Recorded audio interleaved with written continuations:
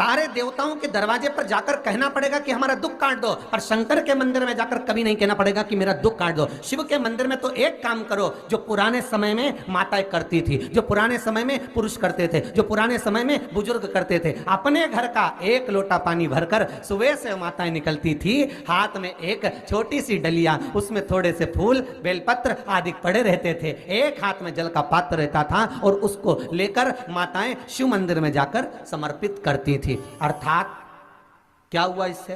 तो शिव महापुराण की कथा कहती है जब घर का जल ले जाकर हम शंकर को चढ़ाते हैं तो शंकर को हम अपने घर का एड्रेस बताकर आ जाते हैं कि ये हमारे घर का पता है। अब तुम शाम को जब निकलो भ्रमण करने के लिए, जब हमारे घर पर होते हुए चले जाना। अब कहने की जरूरत है क्या दुख कटेगा? अब भगवान को बोलना पड़ेगा कि दुख काटो?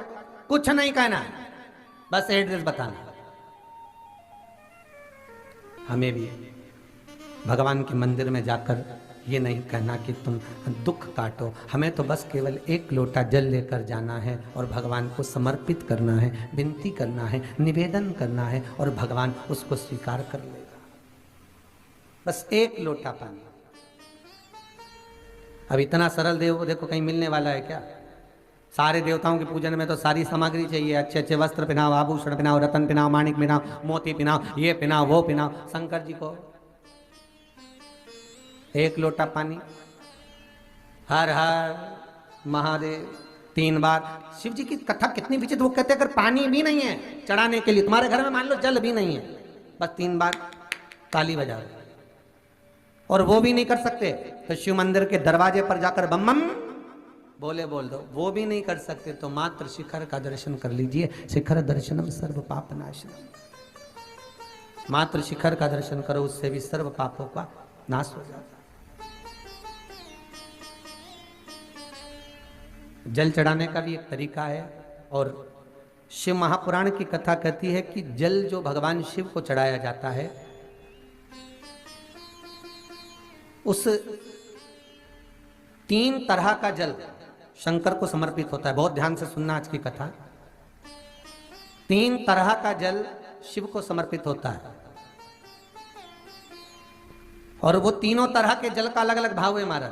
पहला जल सादा, घर से पानी लेकर गए, जल लेकर गए, शंकर को चढ़ाया, वो हमने घर का अपना एड्रेस बता दिया, भगवान शिव को जल चढ़ाकर अपने आनंद के लिए शंकर से कुछ प्राप्त कर लिया। दूसरा जल, जल के कलश में थोड़ा सा इत्र डालकर शंकर को जब समर्पित करते हैं तो महाराज घर में अगर कोई व्यक्ति बहुत रोगीला है, बहुत रोगीला, एक प्रैक्टिकल जरूर करना हो, कहीं सीवर वाला महाराज झूठ तो नहीं बोल रहा, इसलिए प्रैक्टिकल जरूर करो। प्रैक्टिकल करने में पीछे मत हटना और प्रैक्टिकल करने के बाद लिख के भी भेजना कि हमने करा। डरना नहीं अपने को। शिव महापुराण में, स्कंद पुराण में, नर्मदा पुराण में, भविष्य पुराण में, अग्नि पुराण में, नारद पुराण में, बरहा पुराण में, वामन पुराण में जितनी चीजें लिखी गई है एक एक प्रैक्टिकल कर कर देखो। तो शिव महापुराण, स्कंद पुराण का ये भाव याद करिए कि एक लोटे पानी में इत्र मिलाकर, जल में इत्र मिलाकर, बहुत रोगीला व्यक्ति, बहुत बीमार व्यक्ति है, एक लोटा पानी उसका हाथ का स्पर्श कराकर शंकर को चढ़ाना प्रारंभ कर दीजिए। महाराज केवल 5 या 7 दिन चढ़ाओ और वो 7 दिन के बाद में उस बीमार व्यक्ति का क्रम देखिए कि उसमें कितना आराम लगा है। औषधि दवाई काम करना प्रारंभ करी कि ना करी। केवल इत्र समर्पित, इत्र का जल। तो पहला जल सादा, दूसरा जल है इत्र का और महाराज तीसरा जल जो शिव महापुराण के अंतर्गत कहा गया है बेलपत्र का जल। तीसरा जो जल है वो बेलपत्र का जल। बेलपत्र का जल कैसा? तो महाराज शिव महापुराण की कथा कहती है कि जल के पात्र में एक बेलपत्र अंदर डालकर उस जल के पात्र को ले जाकर शिव को समर्पित करना, अर्थात अपनी मन की कामना भगवान शंकर से कह देना। केवल बेलपत्र के माध्यम, बोलना नहीं है हमको कुछ, हमें कुछ कहना नहीं है। वैष्णव धर्म के अंदर, पुष्टि मार्ग के अंदर जहां जहां पर महाप्रभु जी की बैठक जी होती है, श्रीमद् वल्लभाचार्य जी की, जहां पर महाप्रभु जी की बैठक होती है वहां पर झारी जी भरी जाती है। तो झारी जी जो भरते हैं, जल का पात्र जो भरते हैं झारी जी, तो उसका व्याख्यान वर्णन अगर करा जाए तो झारी जी क्यों भरी जाती है? तो श्रीमद् वल्लभाचार्य जी के जो लेख है उसमें वर्णन आता है कि परम भगवदीय वैष्णव जो महाप्रभु जी की बैठक जी पर जाता है और झारी जी जो भरता है, वो झारी जी भरने का क्रम ये रहता है कि वैष्णव जीव अपने मन की बात डायरेक्ट भगवान से नहीं कह सकता, इसलिए वैष्णव क्या करता है कि यमुना जी से कहता है। ये झारी जी जो है ये यमुना जी, तो यमुना जी को जब भरता है, झारी जी भरता है, तो अपने मन की बात वो यमुना जी से कहता है। यमुना जी से कहकर यमुना जी के भाव से श्रीमद् वल्लभाचार्य जी के सामने रख देता है। तो यमुना जी श्रीमद् वल्लभाचार्य जी को आज्ञा करती हैं कि जाओ, श्रीमद् वल्लभाचार्य जी से कहती हैं, हे वल्लभ जाओ, अब ठाकुर जी से तुम कहो कि ये परम भगवदीय वैष्णव आया है और इसके मन की ये अभिलाषा है। फिर वल्लभ ठाकुर जी से निवेदन करते हैं, फिर ठाकुर जी उसको स्वीकार करते हैं। अर्थात जल चढ़ाना, भगवान का स्नान कराना, भगवान के ऊपर जल का पात्र समर्पित करना, ये हमारे दिल की बात हमें भगवान को कह देना, हमें भगवान को समर्पित कर देना। अच्छा ईमानदारी से बोलो, तुम घर में रोज भगवान नहलाती हो? जितने लोग यहाँ बैठे हैं, जो टीवी के सामने बैठे हैं, वो अपने भाव से कह देना। जितने लोग यहाँ बैठे हैं, तुम घर में भगवान को रोज नहलाते हो? अरे बोलो तो, नहलाते हो ना रोज? तुम रोज भगवान को सुलाते हो?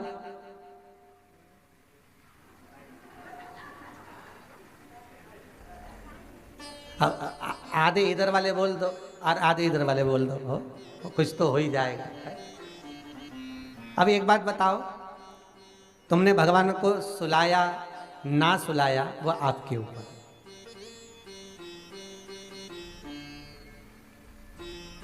तुमने भगवान को नहलाया तो रोज ना, भले सुलाया कि नहीं सुलाया वो तुम्हारी मन की बात, पर नहलाया तो रोज ना। अब वो नारायण, वो मेरा ठाकुर, वो मेरा लाडला, वो मेरा विश्वनाथ, वो मेरा त्रिकालदर्शी, वो मेरा कैलाशी, वो मेरी भवानी माँ, वो मेरा दत्त, वो मेरा सतगुरु, वो मेरा ठाकुर, तुम उसको रोज नहला रही हो, तो नहलाने का भाव क्या है कि हम इतने बड़े भगवान को, त्रिलोकी के नाथ को हम स्नान नहीं करा सकते? केवल थोड़ा सा जल जो समर्पित सुबह सुबह करते हैं वो जल नहीं है, हम अपने हृदय का भाव भगवान को प्रदान कर रहे हैं, हम अपने हृदय की चित्तवृत्ति का भाव भगवान को दे रहे हैं। हम भगवान को वो प्रदान कर दे रहे हैं कि ये आप ले लीजिए।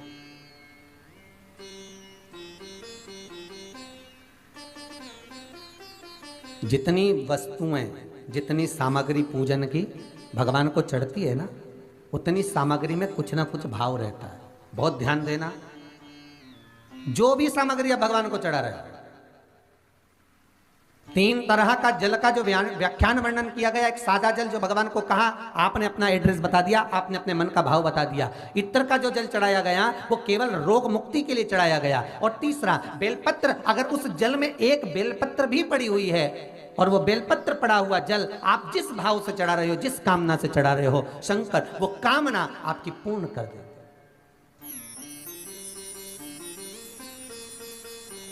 तो ब्रह्मदेव भगवान विष्णु से कह रहे हैं कि ये जो शिवलिंग प्रकट हुआ है, इसका मुख कहाँ है, इसकी आकृति कहाँ है, इसका स्वरूप कहाँ है, कहाँ इसके हाथ, कहाँ इसके पांव, कहाँ इसके चरण, कौन है?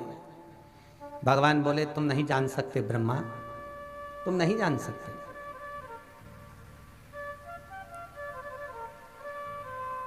आप अपनी बात सबके सामने रख दो, आप अपनी बात सबके सामने कह दो, पर जिसमें जितना विवेक होगा उस बात को वो उतना ही पकड़ पाएगा।